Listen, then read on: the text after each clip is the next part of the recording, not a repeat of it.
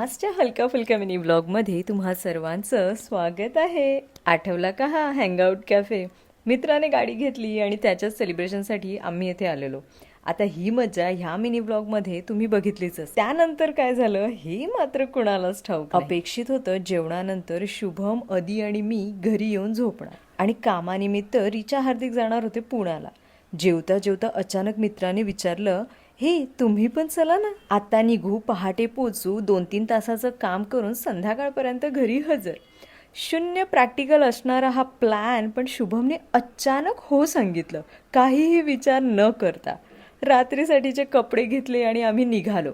मला तर अजून पण समजत नव्हतं आम्ही दोघं ह्या दोघांच्या मागे मागे का चाललोय. थंडीचे दिवस, धोक्याची चादर, 100 मीटरच्या पुढे काही दिसेना.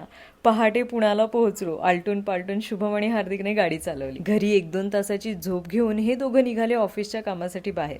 आम्ही मात्र अजून पण एकमेकांना विचारत होतो, आपण नक्की आलोयत का?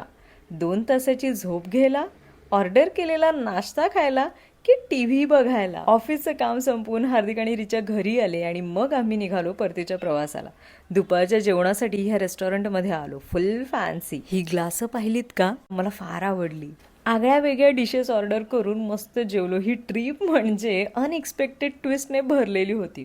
Mumbai trans harbour link, India's longest sea bridge, त्याच्यावरून जाण्याची संधीही मिळाली. एवढ्या जवळ आलोय तर अंबानीचं घर तर पाहिलंच पाहिजे ना.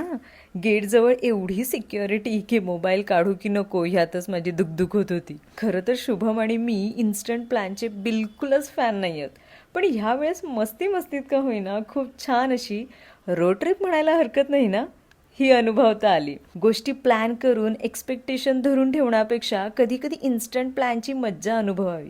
पुढे काय घडेल कुणालाच माहिती नाही, पण जे काही घडेल त्यात आपोआपच मुरायला होतं. हे जे काही होतं पण भारी होतं.